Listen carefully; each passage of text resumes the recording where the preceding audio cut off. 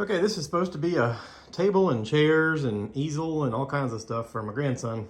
And I'm tasked with putting it together. So let's do that.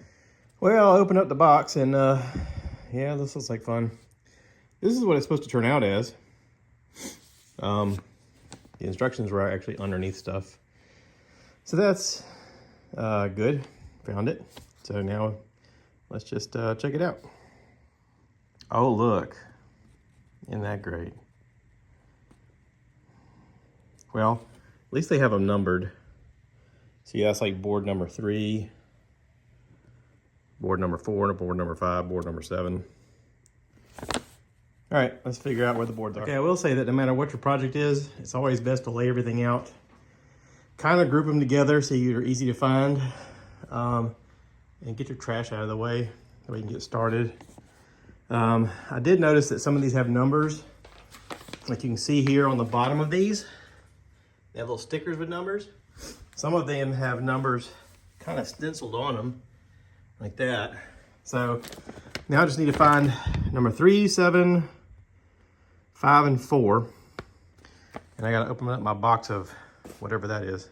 Probably all the little dowels that have to be screwed in. So let's do that. Okay, again, some people might be in a hurry to open these up. Leave them sealed.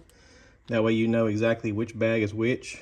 So you can read off from the instructions. This here tells me on step 1, I need those boards, but I also need different components from different bags, okay? So luckily this is where I have my phone to zoom in and I have glasses. So I'm gonna need both, all right? All right, so for me personally, I like to lay these out just like the picture is. And I use some table horses to kind of just get this up higher. But I laid them out exactly like they have them. That way I could concentrate on, I noticed a lot of these were A bag for these little doohickeys right here. And you can't hand screw them in, you gotta use a screwdriver. And I know I could use a power tool, but I don't want to tear up what's in there. I don't want to go too far.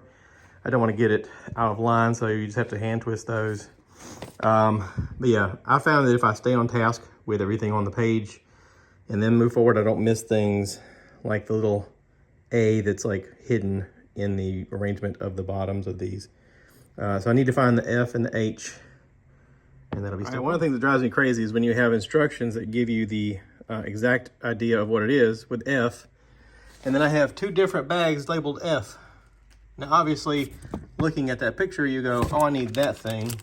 But why, when you have the whole alphabet of things to label things as, do you use the same lettering for the thing?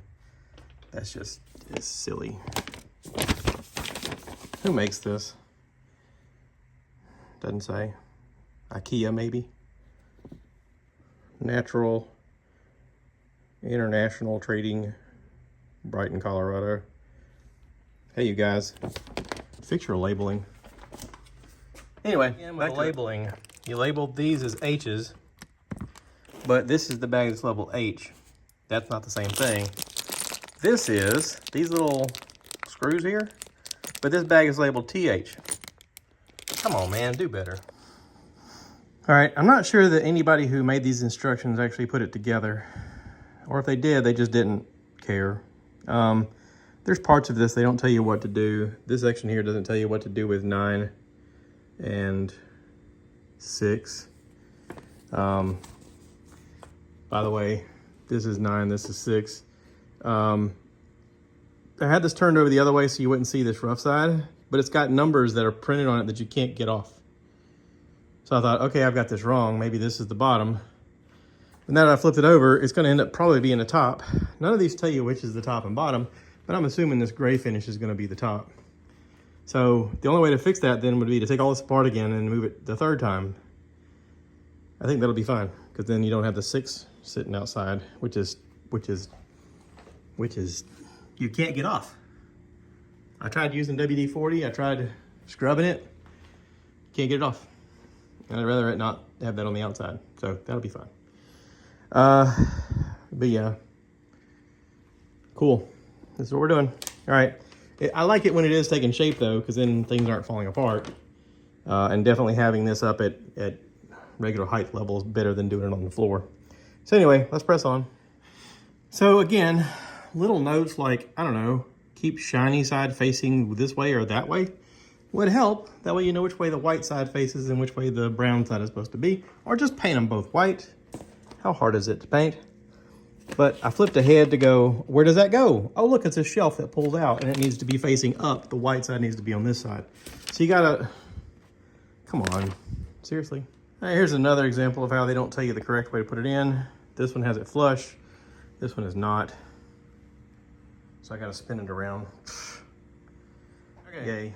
Another thing, they didn't tell you to turn around. One of these is notched. It needs to go on this end because it has to fit that little corner. Again, instructions would be helpful. All right, now we're starting to look like something. Cool. All right, folks, here it is all together. The little chairs are just as much fun as putting the base together. The directions don't show you a lot. You just have to put it together and go, oh, that's not right, and take it apart and put it back together again. But look at the cute little table it made. Isn't that adorable? It's got a spot over here for you to put in little paint cans. This also lifts up like an easel. Look, it's got hydraulics. Ooh. There's paper already loaded. So whenever you get ready to paint, these just twist. You twist these here and here. You pull the paper over, it goes down, and then you twist them down to like keep them in place. It's got little bitty cups and little bitty reservoir things at the top so that the paint doesn't spill that you can put right there. You can also sit this down all the way. And then over here on the side, we got little bins to put stuff. And of course you can access the table like either side like this, or you can put a chair over here on this side. And yeah, that's pretty cool. We're gonna call that Dunsies. I like it. It only took what, 4 hours? Yeah, 4 hours. It does help to have some supervision if you make a mistake. Thank you, sweetheart. You're welcome. All right, thanks for watching, y'all.